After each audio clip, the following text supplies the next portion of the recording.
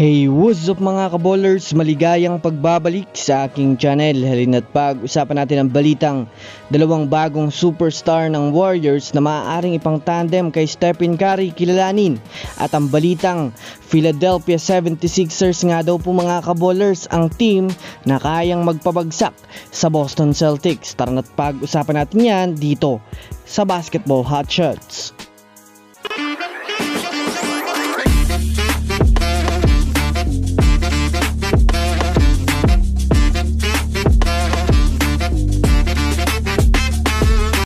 Una nga muna tayong dumako mga kaballers sa balita patungkol sa Philadelphia 76ers. Nga daw mga kaballers ang team na kayang tumalo sa kupunan ng Boston Celtics. Well, alam naman nga po natin mga kaballers na matagal-tagal na rin naman nga po na pinapangunahan ni Joel Embiid ang kupunan ng Philadelphia 76ers. Ngunit hindi niya pa rin nga po mga kaballers magawa na maidala ito sa NBA Finals o kahit man sa Eastern Conference Finals. Ngunit sa kasalukuyan nga po mga kaballers ay ibang-iba na ang kanilang lineup ngayon na masasabi nating isa na sila sa mga championship contender ng liga. Ito ay dahil na rin naman mga kaballers sa naging successful ang ginawa nilang move ngayong off-season matapos makakuha ng magagaling at kilalang manlalaro sa liga.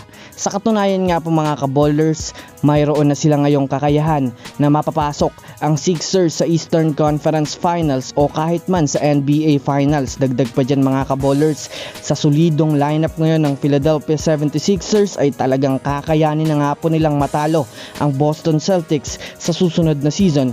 Ano sa tingin nyo mga kaballers? I-comment nyo na yan sa ibaba.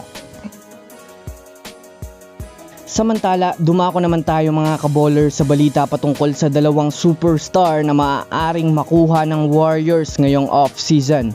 Well, alam naman nga po natin sa ngayon mga kaballers na mayroong kakayahan ng Warriors na kumuha ng isang bigating superstar para sa susunod na season.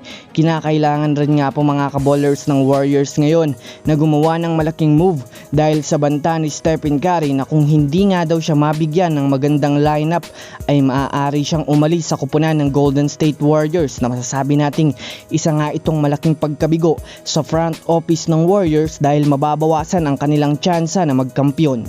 Sa ngayon nga po mga kaballers ay mayroong dalawang superstar ang pwede nilang makuha ngayong off-season. Ito nga po mga kaballers ay si Zach LaVine na hanggang sa ngayon ay available pa rin sa trade market.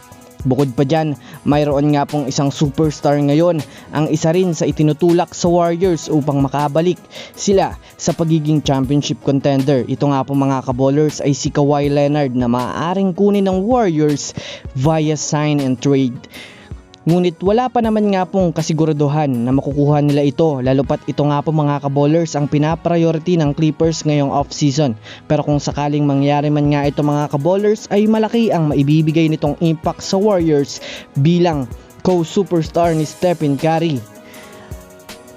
So yun lamang mga kaballers, yan lang naman ang pag-uusapan natin ngayon. Pindutin na ang subscribe and hit nyo na rin ang notification bell para sa mga susunod na updates sa mundo ng basketball. Again, this is Basketball Hotshots. Thanks for watching.